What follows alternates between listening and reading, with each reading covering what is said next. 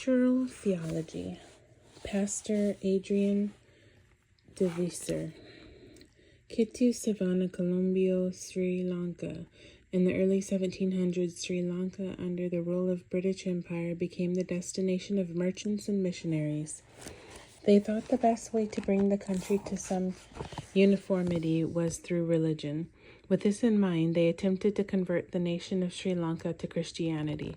Of course, there were many God-loving missionaries who cared for and served the people, but there were some who were short-sighted and unwise in their approach to ministry. One such unwise strategy was to equate our culture with evil. All cultures are tainted with sin due to the fall of man. They have both the redemptive aspect of God's love and the curse of the fall. The missionaries concluded that anything related to our culture was to be avoided. Moreover, they condemned it, and in 1711 passed a law stating Christians participating in the ceremonies of heathenism would be liable to a public whipping and imprisonment in irons for 1 year. This thinking brought deep alienation to all new converts from their culture and families. The converts, desiring modernization and identification with the colonial rulers, assimilated to the new culture. Sinhala Buddhists, on the other hand, resented the anglicized lifestyle of the Christians. This resentment continues to this day, as many in the Buddhist culture and Asian culture as a whole hold fast to important traditions and rituals passed down for thousands of years. The result is a divide between Buddhist culture, Asian culture as a whole hold fast Buddhist culture, and Christians that has ultimately created systematic hatred and violence.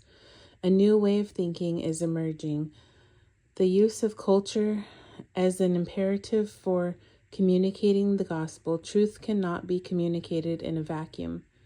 It is to be understood. It must be coached in a human culture. In the past, the gospel has been preached, but it has been incomprehensible to the audience because truth has been set in cultural and ideological forms alien to the listener. To be relevant, we must contextualize. By adapting the message to cultural patterns and the worldview of Asian culture, we more effectively communicate the gospel. What is involved in contextualization is not an altering of the essential content of the biblical message, but the enclosing of the message in culturally relevant verbal and thought forms. We have no right to change the content of the gospel, but we have the obligation to fit the same content into culturally meaningful forms so the message will be heard. We are directly involved with human culture. A minister of the gospel cannot communicate without concerning himself with culture because communication is inextricable from culture. Just as Christ became flesh and dwelt among humans, so truth must have cultural incarnations to be meaningful. The range of Jesus' parables and teachings is a good guide to show how carefully he watched people and used observations to make his teachings relevant. Jesus entered their frame of reference and communicated truth. He used common and daily experiences of life to introduce people to the unknown love and grace of God. As Christians, we are called to live counterculturally, that is, not to adopt the thinking and behaviors of a world that doesn't follow Jesus, but it's important to be relevant to our audience, to identify and celebrate healthy, wholesome cultural practices within the community that are not in conflict with biblical teaching. When we aren't sensitive to the culture in which we minister, we do harm to the core of the gospel. Jesus came to us on terms we could understand so that we could have a relationship with him. To effectively follow Jesus' model, we must understand the people to whom we are speaking, and we cannot alienate ourselves from community life and context. The Apostle Paul writes in 1 Corinthians 9:20-22, "To the Jews I became like a Jew, to win the Jews.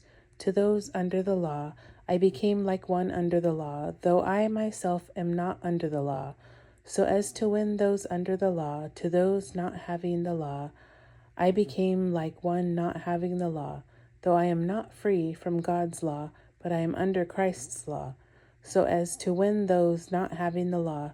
To the weak, I become weak to win the weak. I have become all things to all people, so that by all possible means I might save some. In a country where Christians make up 8% of the population, the violence and hatred against followers of Jesus is current and real. But when we engage with our neighbors, respect their customs and traditions, and love them as ourselves, we see God at work. We have seen friendships formed across cultural and religious lines, divisions mended, and the beginning of healing. All this happens only through the power of Jesus Christ.